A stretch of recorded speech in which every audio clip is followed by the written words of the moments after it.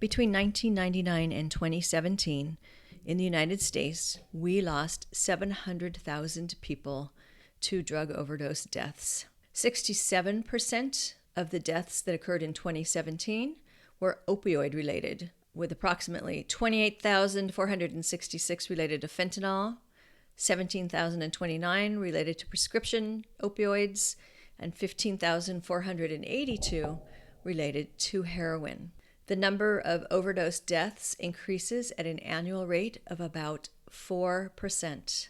The average life expectancy in the United States declined between 2015 and 2017 due to opioid overdose deaths. In 2019, clinics who dealt with primary care, pain management, or substance abuse disorders saw drastic increases in positive tests for potentially fatal drugs. This is suffering. Addiction is suffering. And we are fortunate today to have Ryan Gray with us to share his own story of suffering and his way out of suffering. Hi, it's Margaret Maloney, and welcome to the Death Dhamma podcast. I'm a Buddhist practitioner out here in the world, having experienced the loss of my loved ones and knowing how much my Buddhist practice helped me on my grief journey. And now, together, we have this safe space to discuss death, dying, grief, and the Buddhist teachings that help us really understand attachment, impermanence, being compassionate, being death ready, what it means to live a life so that we can have a peaceful death. Yep, it's a big topic, and we're going to take it on together. Let's go. In Twilight in York, today's guest, Ryan Gray, draws from his own experiences to paint the picture of the pain and struggle of addiction. And you can find Twilight in York on Amazon, and you can find him and his book also on Facebook. And so be sure to check out our show notes for links to both of those items. And I want to add, if you've ever been on social media and you've watched a video where it says, wait for it, wait till the end, watch till the end, I'm going to encourage you to stay with us till the end, because towards the end of our time together, Ryan reads a passage from his book, and the writing is just so impactful and poetic. Welcome back to another episode of the Death Dhamma podcast.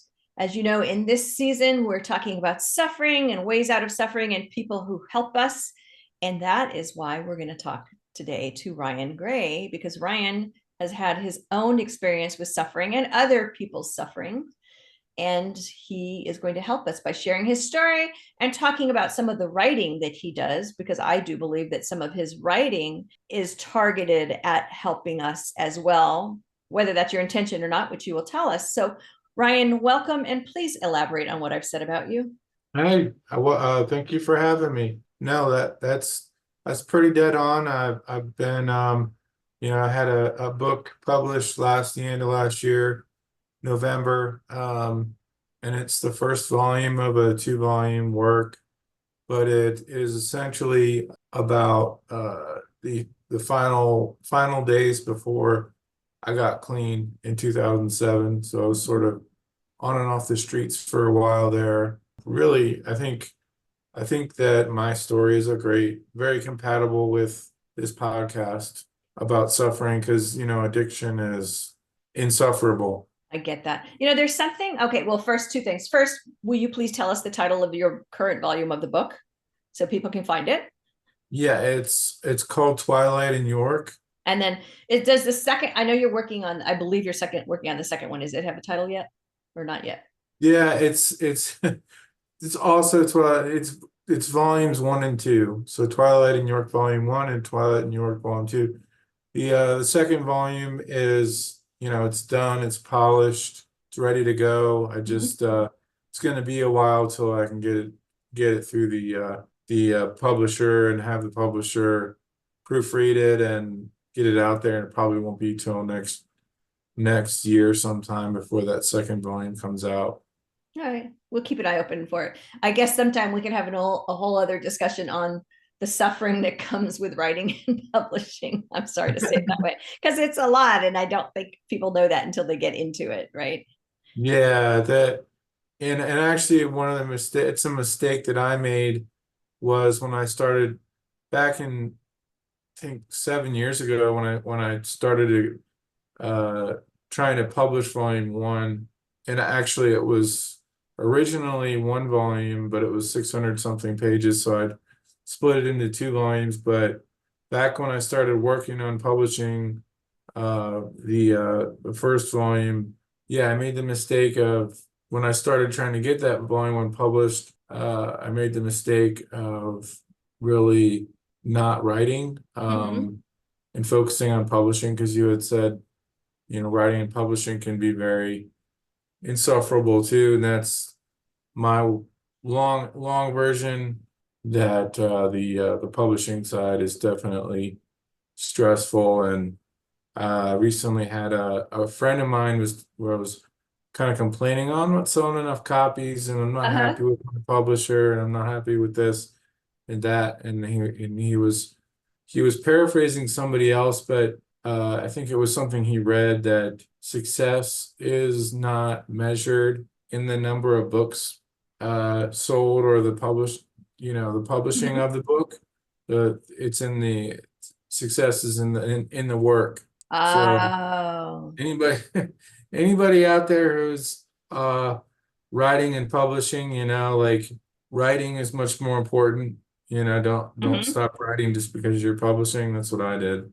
Oh, That I was see what you're saying. that was Right, my like mistake. keep actively writing. That is, thank you. I personally find that useful. And the other thing, so I know you're gonna tell your story, which does come from your background in addiction and working with it and overcoming it. And there's a phrase I say sometimes, and I might not be appropriate, so I'm looking to you for your guidance. Something what I say when people talk about addiction is, I say, well, I've never met a happy addict, because I think some people confuse it with partying. I feel Uh, like people who haven't been exposed to somebody who's battled with addiction confuse it with, like, oh, that person just can't stop partying. And I guess my take always was, I've never met a happy addict. Like, they're not partying, they're masking. But with that, why don't you yeah, jump in and share? Because you are the one who really has the experience here, and you have your sure. story. Yeah, I'm just thinking about what you said. I think that's what you've touched on, though, is kind of the stigma of addiction. Is what, people think that we're selfish, and that we're doing what we're doing because we get pleasure out of it. And in that way, it's very selfish, because you're affecting other people, you're affecting your family and your spouse. But the reality of it is the inability to stop. And yeah, So how that long were you? Because you were living, you said, like, on the street. You were on the street living with addiction. How long? I was on and off the street for maybe, like, I would say about 4 months, 3 or 4 Okay. months. Yeah, homelessness, that's another subject that has stigma. Yes, it You know, does. Especially in the people, United States today, in our big cities, right? yeah, Mm-hmm. people kind of see, like, homeless people, and they're like, they should get off their butt and get a job and work like everybody else. And one thing I found, as a homeless person, it's very hard to piece together things that most of us take for granted. Like, there was, for example, a shelter, and this is kind of about the stigma I was mentioning, is, but the shelter, when I to stay at the shelter, you had to attend mandatory chapel services every night at 7. Okay. And, like, I had a lot of trouble piecing together, okay, I need to be here at 7 o'clock, and I need to get on the bus. I need to make sure I have money for the bus to get off at the right stop at the right time. I have to go in, I have to sign, I have to sit through the chapel service, verify that, like, all those sort of minor details. When you're homeless, you're living this moment to moment lifestyle, Mm-hmm. one day at a time, one thing at a time, you smoke one cigarette at a time, because you usually don't have cigarettes. Ah, And it's just very, like, kind of the stigma is when we see homeless people, on the street asking for money. It's just kind of like, why don't they just why don't they just go get a job? Yes, And people do say things like that. And what you're describing to me is that everything is so much more complicated, more challenging, more difficult. exactly. Hmm. For whatever reason, and I mean, maybe it's my mental health, because I have mental health problems too, but it's a little bit easier today to put things together. But yeah, it's more complex than it appears. I believe you. What brought you to a place where now you are sitting here in front of me and you're an author and you're off the streets? And how did you do that? Tell us more about your journey, please. Sure. Well, I had a lot of treatment. I've come a long way, Hmm. starting from being on the street and not really having anything, not having a job, not having money, not having a home, not having a car, not having anything, not even having health care for my mental illness. Hmm.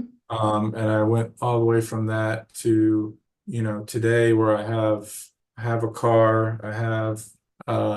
Currently I don't have a job, but for the most part I've had a job. Hmm. I went back to school, got my bachelor's degree. But all of those things, really was very gradual, kind of, I usually say baby steps. Okay. It started out with treatment. I think I was in inpatient treatment for about 2 years. And then I was in a group home for mentally ill people Hmm. for about 4.5 years. So a lot of treatment. I have the whole dual diagnosis thing, which is just people who struggle with both mental illness and addiction at the same time, because they're interrelated. So most of that treatment was for they accommodated me with the addiction side, but most of that treatment was for mental illness. Hmm. All the people, the counselors, doctors along the way that helped me, it was very gradual process, but got to where I am, mostly through treatment, for mental illness. Uh, Okay. How did you, and I think that there's many people who could use help and don't, I'll say, find their way into help.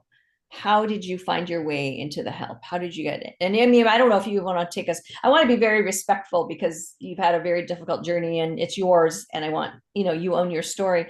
mhm. I guess I'm curious about the parts that happened before you wound up on the street. And then also, how did you wind up finding help? Because I just worry there's so many people who need help who may never get help. Well, I had people trying to help me. My parents, Mhm. before I got clean, they had found various treatment centers for me, and it took a long time. I had to eventually hit bottom Mhm. to for any changes to happen. Before I was on the street, I was in and out of different treatment centers and just wasn't interested in what the help that was being offered. And it was not until I hit bottom Okay. that, because in my experience, hitting bottom is when, if there's going to be change that's going to happen, Mhm. when we hit bottom, because it makes things simpler, and it eliminates the choice aspect of, do I want to go to rehab, or do I want to keep doing what I'm doing and getting high and doing whatever. But when you hit bottom, it's like you don't really have much of a choice. It's pretty clean cut what's going to happen. And when I hit bottom, all the friends that I had were being evicted. These were the friends that let me sleep on their couch and in their Okay. basement, and they were all going to be evicted. So I was facing homelessness. For was homeless, but not. I was not completely homeless. Mhm. So I was facing, like, either the choice was full-blown homelessness or go get help. And it was at that point that I went to rehab. My mom and my brother picked me up where I was and took me to rehab. And that was when I got clean. That was the end of 2007. Okay. And that's the time period that my book kind of covers. And so I guess there's part of me that I'm sensing that some people around you never gave up on you. Exactly. Yeah. My Yeah. mom, especially, my whole family, my mom, my dad, and my brother. Hmm. They were, I was in close to 5 halfway houses Wow. because I kept relapsing and getting kicked out. That I Hmm. would have to find a new halfway house. And my mom would, drive up to York, Pennsylvania from Baltimore and, help me move into the next halfway house and there, kind of there all along for She never sure. lost. I'm sensing she never lost hope or faith that there could be a different outcome. Correct. Yeah. This might be a good time. I often ask people about their definition of suffering. And since we're at the point where you're talking about, hitting rock bottom, and I know you're familiar with Buddhism. So in Buddhism, there's the Four Noble Truths. And the second, is the truth of suffering, right? That we suffer because of clinging and aversion. We want something a certain way, or we don't want another thing, is a way of describing suffering. But I would like if you would for us describe what your definition of suffering is. From the perspective of an addict, when you first start using, let's say like heroin, for example, Mm-hmm. it's very, very pleasing. It's, the amount of dopamine that's triggered into your brain is just absolutely insane. That people don't realize how much dopamine, how pleasurable it is. But as time goes by and you start to deteriorate and you feel the consequences of using, Mm-hmm. uh, you kind of go with, you're on a downward spiral. I had a lot of friends. Most of my friends from that time period actually passed away from overdose. Ouch. And the suffering is in not being in control. Oh, okay. It becomes to the point where the only thing that your only concern is to score and being able. I've had people describe, completely like really nice, kind, compassionate people who struggled with addiction, talking about, taking a gun and holding up a store or a bank and I don't know if there's actually anybody who help a bank, but like, stealing, and they describe, they're holding, like physically holding the gun, Mm-hmm. and they watch their arm go up, and they're like, that's not my arm doing that. That's how overpowering the addiction is. So when you have that downward spiral and you lose control and you're squatting or asking for change on the street, and Mm-hmm. you completely, my moment of clarity was about how addiction is like being a slave. When you lose that ability to control your addiction and you start doing things like holding people up and Mm-hmm. stealing money, like that that's suffering. And I mean, at the same time, because if you the addiction becomes, I'm thinking, like not about getting high, but about addressing the sickness, the dope sickness, the craving. And Mm-hmm. your goal is no longer to get high, it's to quell that excruciatingly painful craving, and it's to so that you don't feel sick anymore. It's no longer about getting high, it's about not feeling sick. It's Or- avoiding sickness, avoiding pain. yeah, So exactly. it starts with, wow, this feels great. I mean, I'm obviously not saying it correctly, but like it starts like my first few highs are like just this amazing feeling, and I don't have any emotional or mental, pain anymore. And then I keep using, and Hmm. then all of a sudden it owns me. Hmm. And now my getting high is no longer that feeling of pleasure. It's just that feeding that need, feeding that hunger. Is Yeah. that fair? Yeah, exactly. You got that exactly right. It's about not feeling sick. It's dope sickness. Mm-hmm. Yeah, it's so that you no longer feel sick. So most of the time you feel sick Mm-hmm. and you're using to not feel sick anymore, and that's all it really becomes. And then you have these, I'm guessing you have these shorter and shorter periods of time in between of not feeling sick because you need more and more to fight the dope sickness. Is that Yeah, true? you do need more and more. Yeah. Yeah. Okay. So there you were. So you found your bottom, you hit the bottom, and you saw that the only way out was to now go, I'm going to say all in into a program. And then what?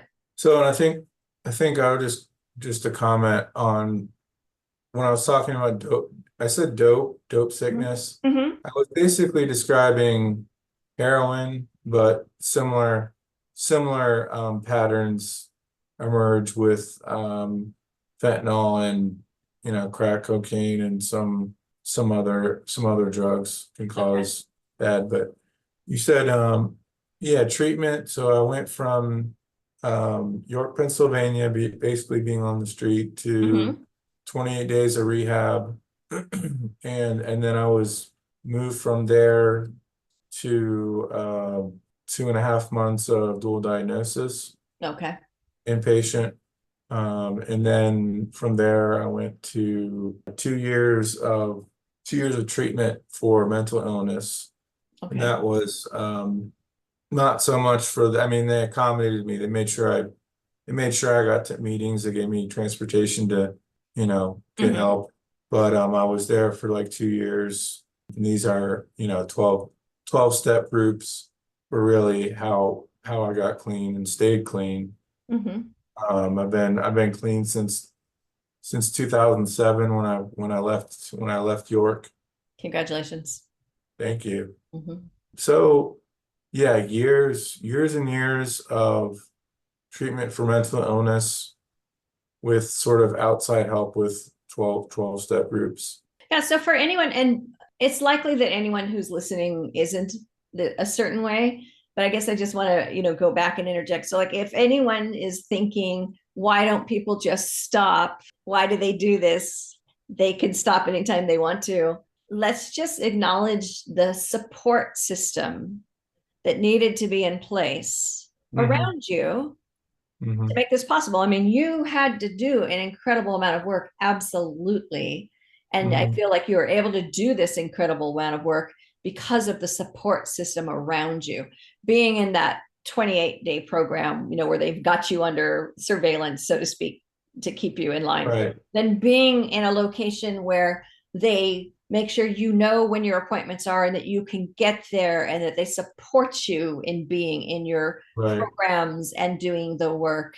And then, beyond that, and then ultimately probably help with getting employment and all those things. Like right. that's a tremendous support structure. That's not just like one day you were like, I'm gonna quit, you know?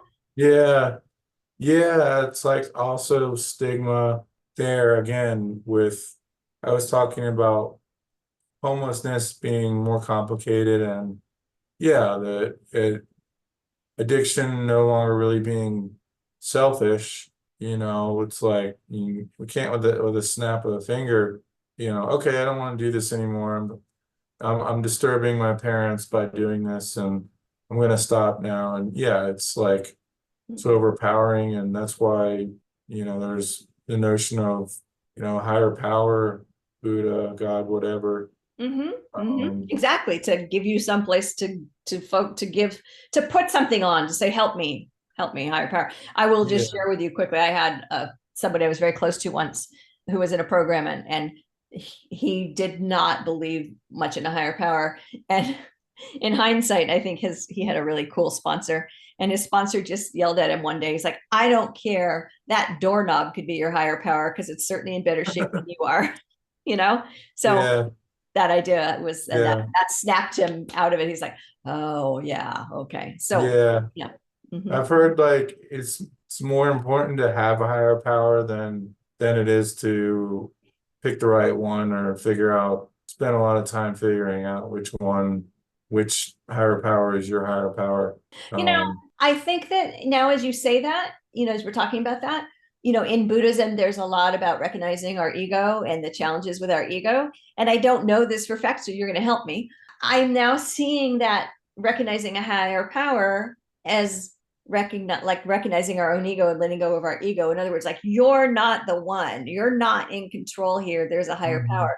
And I respect that if I sat down with a very Christian based group, that definitely in that group, the higher power is specifically, God or Jesus. And I respect that. But the concept of higher power, I'm thinking, is more like about letting go of our ego, maybe. Mhm. Does that make sense? Yeah, I think everybody has the only rule for 12-step groups is that your higher power can't be yourself. There you go. Because As I'm long as it's not. not, as long as it's not you. Yeah.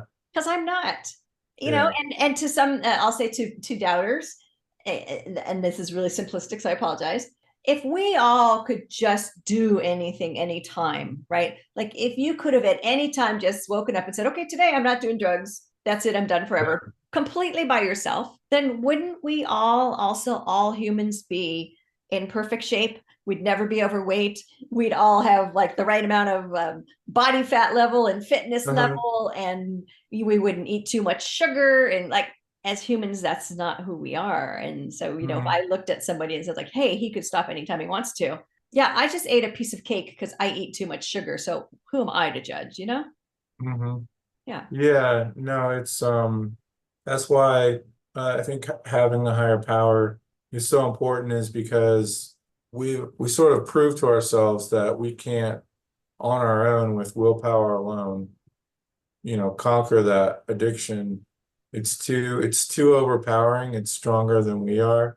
And I always thought of that as being like the perfect argument for having a higher power is, well, I've already shown myself that I'm not as powerful as this addiction is. It overpowers me and I can't control it myself. But if I have a higher power, that kind of changes things. Mm-hmm. Um, the higher power can do that. It must be very humbling. Yeah. So you Yeah. become sober, which, lots of work, and still you continue to work. And you decide to write, and your writing is telling your story. It's also helping others, I think. So at what point did Mhm. you begin to go down that path? Um, I think that when I wrote the Twilight in New York, I think I had a basic idea that I was writing out my story, a lot of 12-step groups.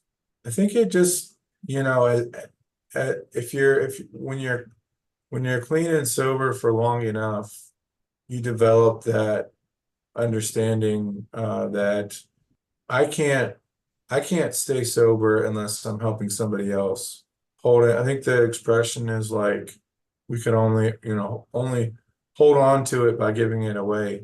Okay. It's about being sober, being clean. It's about helping the next person that needs help. I think as I wrote my book, I think I developed pretty quickly that I wanted to help people. I think that was a part of it probably from the get-go. Is I wanted to write a book that not only was going to help people, but was something that had some kind of sort of literary merit. A book, sort of a classic sense of what you would say a book is. Mm-hmm. I remember early on when I was in dual diagnosis, they started at the dual diagnosis facility, they started sort of giving me responsibilities with regards to some of the other patients, Mm-hmm. check up on them and run some of the groups there. Just sort of kind of evolved. Do you think, is it fair to say that when you reach that point where you're given responsibilities to help others, that taught you that helping others was an important part of your path? Hmm. Okay. Yeah, All right. yeah. I think it's just a understand. It's just a part of what it means to be clean and sober. Is that you can't, like I said, you can't hold on to it by giving it away. Mm-hmm. And it leads me to something I like to ask people like yourself who are, because you are by being your living messenger, by being a living messenger, you are helping others with their suffering. And so one of the questions I ask often is, what do you do to keep your, to keep yourself strong so that you can keep helping others? How do you keep your reserves up? Yeah, it's like self-care. Uh-huh. I've had I had one job where I was working in a rehab as a behavioral health tech, you know, keeping eyes on everybody, doing groups. After that I was a peer support specialist running groups. And so self-care is about the idea that you can't care for somebody else unless you're able to be taking care of yourself Mm-hmm. first and foremost. So being on top of, my own recovery by going to 12-step groups, that's probably the main thing. Yeah, Stay connected with like-minded individuals. right, Yeah, right. that makes sense. People who are sharing the path with you Hmm.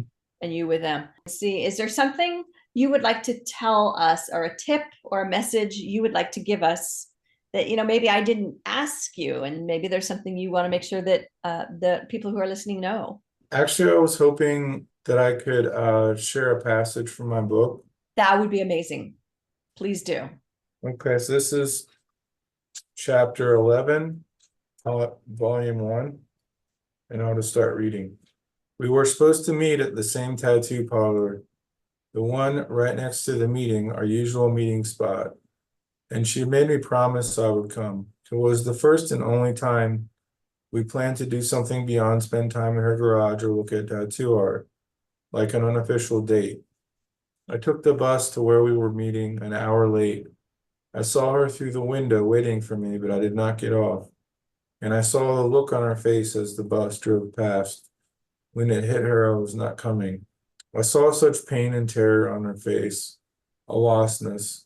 She knew when she saw the doors close, when I did not get off, that I was not coming, and she knew what it meant. Of course she did. I really hope to God she did know, because I had stood her up. I was afraid I had broken her heart.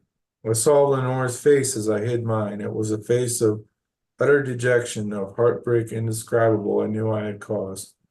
A face of loss, like the faces of denizens after a town had been burned to the ground or swallowed up in a tidal wave. Catastrophes carrying away all, even the ash and smoke of memories. Loss, tremendous loss, desperately clutched at in the biting cold. I saw in her face whatever crude, despairing, mortal pain preceded grief. And oh, words may contain little, for in their utter failure at the task, their practice and art proven at tremendous lacking, their work is not even enough to betray a semblance of what I saw. Her face, pale and flushed, was a beautiful but morose medley, an ode about an ocean with its bottom carved out by a dull rusted blade. Her eyes were downcast, tethered by the immense, implicable weight of sorrow. Woman, oh woman. Ryan, that's beautiful. And difficultly beautiful, because obviously you're talking about a really painful Yeah, experience, but the way in which you describe it is very, very poetic, very deep. Do you want thank to you. say a little bit more about what's behind that passage? There's a sort of, I guess you can call it a lyricism. Uh, I try to make the prose as poetic as I can. Yeah, and it's one example, that addict behavior and how it affects others. Mm-hmm. Sort of a almost sobering aspect. Like you're affecting other people besides yourself, and that Mm-hmm. coming to terms with that. Absolutely. Absolutely. And I have a question. Did you decide at the last minute not to get off the bus, or did you always know you weren't going to get off the bus? Why did you take the bus to the location if you weren't going to get off the bus? Oh, that's a good question. Think back all the way back. That was a long time ago. Mm-hmm. Um, I think I was ambivalent about, I think maybe I had planned on going, and that was why I got on the bus in the first place. But I was ambivalent about it at the same time. Beautiful. Thank you so much. I think that really is helpful and gives everyone a taste of part of why they should read your book. Is there anything else you'd like to let people know or tips you'd like to give? Sure. Yeah, for anybody out there, who has doubts about not believing in themselves so that they could get help or be helped, that that help is out there. This goes to show, as far as I've come, I think I sort of pride myself on being an example of everything that's possible, that you can get help. Took me a long time to get where I am. Mm-hmm. Even today, like, I had to quit my last job because I was hospitalized for anxiety, and this was the end of last year. So it's a mental illness is a daily battle, Okay. and it's a battle that I still today have to fight. And even if you know even if I've come a long way today, I still deal with it. You need to keep doing the work. Right. Every day is work to get to be who you are and where you are. It is a constant surveillance of yourself, constant discipline. And I just appreciate and admire you for doing it. And I thank you for it, because you're helping other people in the world by showing them this can happen. This can truly happen. And that's, I think, part of why you agreed to talk today. And I appreciate that. Thank you so much. Of course. Thanks for having me and giving me the opportunity to put my story out there. And I've got books for you, starting with Carpooling with Death, How Living with Death Will Make You Stronger, Wiser, and Fearless, the book that got me going and helped me to discuss going through the death of my loved ones, followed by Sitting with Death, Buddhist insights to help you face your fears and live a peaceful life, based on season 1 of the Death Dhamma podcast. And just recently, Enlightenment Unleashed, how your pet can lead you to spiritual transformation, because during our lifetime, we may see the rising and ceasing of many pets, and we love them like they are our family. Find these on Amazon.com or come see me at MargaretMaloney.com. You've been listening to the Death Dhamma podcast with your host, Margaret Maloney. Thank you so much for being here. Come find me on MargaretMaloney.com, MargaretMeloni.com. And until we meet again, may you be well, may you be happy, may you be at ease, and may you be free from suffering. Bye for now.